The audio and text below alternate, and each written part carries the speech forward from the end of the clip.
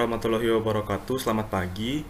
Sebelumnya izinkan saya memperkenalkan diri. Nama saya Bayu Apriandi Putra dengan NIM 1809085047. Saya merupakan mahasiswa Universitas Mula Warman, Fakultas Teknik, Program Studi Teknik Geologi. Dalam kesempatan kali ini, saya melaksanakan kegiatan kuliah kerja nyata atau KKN di RT 16 Kelurahan Lempake, Kota Samarinda. Video ini dibuat dalam rangka ikut serta mensosialisasikan vaksinasi COVID-19 ke masyarakat, dan ini juga merupakan program kerja individu saya.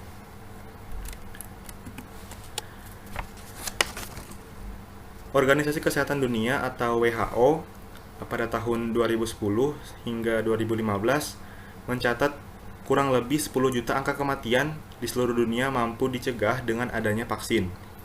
Sehingga vaksinasi ini cukup efektif untuk mencegah infeksi dari berbagai penyakit. Menurut laman resmi Satuan Tugas Penanganan COVID-19, vaksin adalah produk biologis yang diberikan pada seseorang untuk melindungi dari penyakit yang melemahkan atau mengancam jiwa. Vaksin membantu sistem kekebalan tubuh melawan infeksi secara efisien dengan mengaktifkan respon tubuh terhadap penyakit tertentu. Setelah melakukan vaksinasi, tubuh mengingat virus atau bakteri pembawa penyakit dan mengenalinya, serta tahu cara untuk melawannya. Tujuan dari vaksinasi corona sebagai berikut. Pemerintah menjadwalkan vaksinasi corona ini dimulai sejak Desember 2020. Pada Desember 2020 itu beberapa orang pertama, salah satunya adalah Presiden Joko Widodo. Untuk secara umum, gelombang 1 periode vaksinasi itu dijadwalkan pada Januari hingga April 2021. Dengan pembagian yang pertama itu adalah petugas kesehatan dengan target hingga 1,3 juta orang, dan yang kedua adalah petugas publik sebanyak 17,4 juta orang, dan lansia ini kategori di atas usia 60 tahun itu sebanyak 21,5 juta orang. Dan gelombang kedua periode vaksinasi ini pada April 2021 hingga Maret 2022. Masyarakat yang pertama itu kategori yang diberikan itu yang pertama masyarakat yang rentan, itu setidaknya sebanyak 63,9 juta orang, dan masyarakat yang lainnya sebanyak 77,4 juta orang.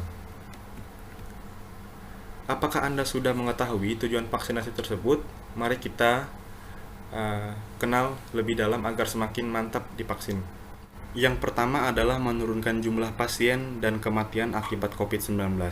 Bila kita mengacu pada data yang diberikan Kementerian Kesehatan, terhitung pada hari ini 17 April 2021, kasus terkonfirmasinya sekitar 1.599.000 orang, dengan kasus aktif sekitar 106.000 orang, dan yang meninggal akibat COVID adalah 43.328 orang. Bila kita melihat pada data tersebut, maka kasus COVID di Indonesia tergolong sangat banyak. Untuk itu, vaksin adalah salah satu upaya pemerintah untuk menekan jumlah terpapar COVID-19, yang mana vaksin juga mampu untuk mencegah orang yang sudah terpapar virus corona untuk tidak memiliki gejala yang berat seperti itu. Dan yang kedua itu mendorong terbentuknya kekebalan kelompok atau herd immunity, yang mana bila beberapa kelompok atau masyarakat sudah memiliki kekebalan tubuh yang resisten terhadap virus corona, maka wilayah tersebut atau kelompok tersebut tidak mudah terinfeksi atau menjadi kategori orang yang kebal terhadap virus corona. Dan juga melindungi dan memperkuat sistem kesehatan masyarakat. Karena itu tadi, karena sudah terciptanya herd immunity di kelompok masyarakat.